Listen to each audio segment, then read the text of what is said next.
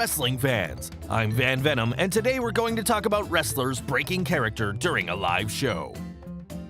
Are you ready? Although kayfabe isn't what it once was, wrestlers still strive to stay in character during live events, TV, and pay-per-views. However, that isn't always easy, as wrestlers don't always stick to the script, sometimes with disastrous results, but sometimes for the better, as seen with the following top 10 list. But before that, if you're new to our channel, please remember to subscribe and put the notifications on so you won't miss any of our unbelievable videos. Number 10. The Montreal Screwjob. This is wrestling's most infamous shoot, with Shawn Michaels helping Vince McMahon get the WWF Championship off of Bret Hitman Hart through one of wrestling's most devious schemes. When Shawn Michaels locked Hart in the submission hold, the Sharpshooter, referee Earl Hebner called for the bell, ending the match prematurely. Already suspicious of a double cross going into the match, Bret Hart knew he'd been screwed and proceeded to go on a rampage, destroying WWF monitors, spitting in Vince McMahon's face, and drawing the letters WCW so fans knew where to find him. The fallout from the Montreal Screwjob would be felt for years to come, affecting the wrestling industry as well as Shawn Michaels and Bret Hart personally. Number 9. The Curtain Call.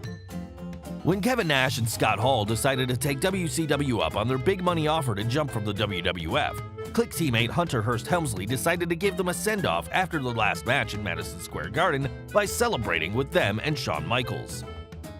Unfortunately for Helmsley, this was in the Mecca of Professional Wrestling, and hard-lined kayfabe adherents such as Jim Cornette and Pat Patterson went berserk, demanding Vince McMahon fire Helmsley after the heel Triple H mingled with babyfaces Shawn Michaels and Scott Hall.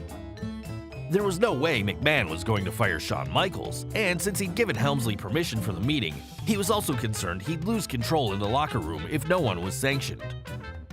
This led to McMahon punishing Triple H, canceling his planned win at that year's 1996 King of the Ring, and leading to Triple H doing a number of jobs throughout the year. Number 8. Randy Orton consoles Shane McMahon's son. 2016's Survivor Series featured a heated battle where SmackDown Live's Shane McMahon took a nasty bump, suffering what looked like a concussion. With Shane's children watching at ringside, Randy Orton broke character to console Shane's son, letting him know that Shane O'Mac was okay. Orton, who was working as a heel, took a chance, but obviously felt that Shane's kids needed to know more than the fans needed to suspend their disbelief that a heel would care about someone. Number 7. Michael Cole updates the fans on Jerry Lawler's medical condition. When Jerry the King Lawler suffered a heart attack on the air in September 2012, fans were understandably concerned about Raw's beloved color commentator. At the time, Michael Cole was working as a heel play-by-play man after his turn on Lawler in 2011 and their subsequent program that started at WrestleMania 27. Even after the feud ended, there was no love lost between the two on screen, but that changed the night Lawler fell ill on Raw. Cole broke character while Lawler was tended to, encouraging his friend while keeping the fans updated on the King's condition. This ended Cole's heel turn and in hindsight was a smart move on the WWE's part. Number 6. Randy Orton calls Kofi Kingston stupid. In 2009, Kofi Kingston seemed to be on his way up the ladder of success in the WWE. That is, until he made a mistake during a match with Randy Orton. Never one to let professionalism get in the way of his temper, Orton called Kofi stupid during a 2009 match on Raw when Kingston blew a spot, facing Orton when he should have had his back to him to take an RKO. While these situations are bound to happen, it didn't stop Orton from calling Kingston stupid. Worse, Orton is rumored to have told WWE management Kingston wasn't ready for a singles push, and Kofi was soon on his way down the ladder. Number 5. Mean Gene Okerlund drops an F-bomb. Mean Gene Okerlund was an unsung hero during the rock and wrestling era from 1994 to 1990, subtly helping wrestlers get over during promos and adding drama or humor when wrestlers were talking up their upcoming matches. However, even the mighty Mean Gene proved flappable at 1989's SummerSlam during an interview with ravishing Rick Rude. Recall that this was the year Rude defended his Intercontinental Championship against the Ultimate Warrior. Okerlund was standing in front of a SummerSlam sign when the sign was knocked over, nearly clobbering him and causing the normally reserved Mean Gene to become Obscene Gene when he dropped the F-bomb. The producers quickly cut back to color commentator Jesse "The Body" Ventura, who laughed at Gene's gaffe, skillfully channeling the viewer's attention away from the obscenity to Ventura's razor-sharp wit.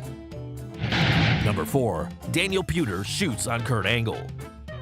2004's Tough Enough competition got a little crazy after Kurt Angle decided to have the contestants perform an insane number of squat thrusts in a cruel competition. The contestants had finished a large meal and been told their workout for the day was over, then challenged the winner to an amateur shoot. Angle defeated Chris Naraki with a head crank, a move banned in amateur competition, and asked if anyone else wanted to try him.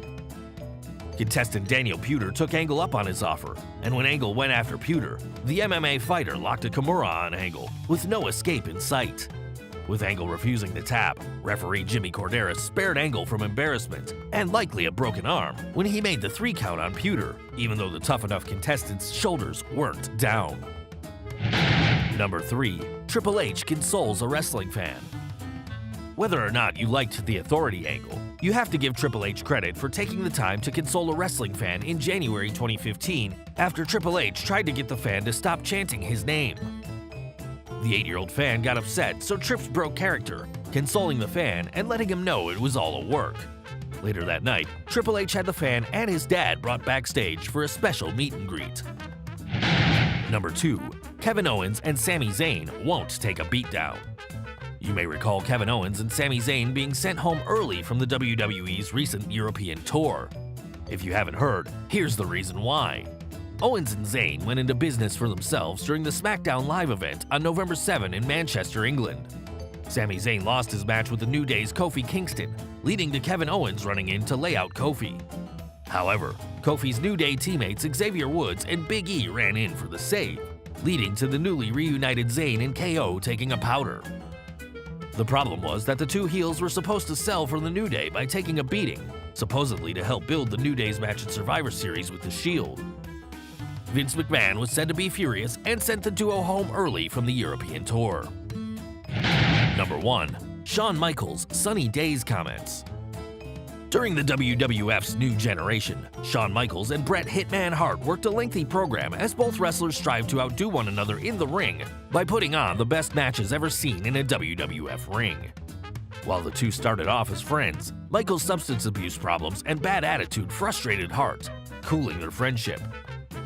Things only got worse as Vince McMahon encouraged both men to cut promos on each other that cut close to home. Eventually, Hart said something Michaels may have misunderstood, leading to the Heartbreak Kid's famous comments that Bret Hart was having sunny days, an obvious allegation that Bret Hart was sleeping with Sunny. Both Hart and Sunny claimed they were just friends, although Sunny claimed she and Michaels had an affair. When Hart's wife and family found out, Bret was furious and reportedly attacked Michaels backstage. Whatever happened in that occasion, the two moved closer to becoming bitter enemies, with the real-life feud culminating in the aforementioned Montreal Screwjob.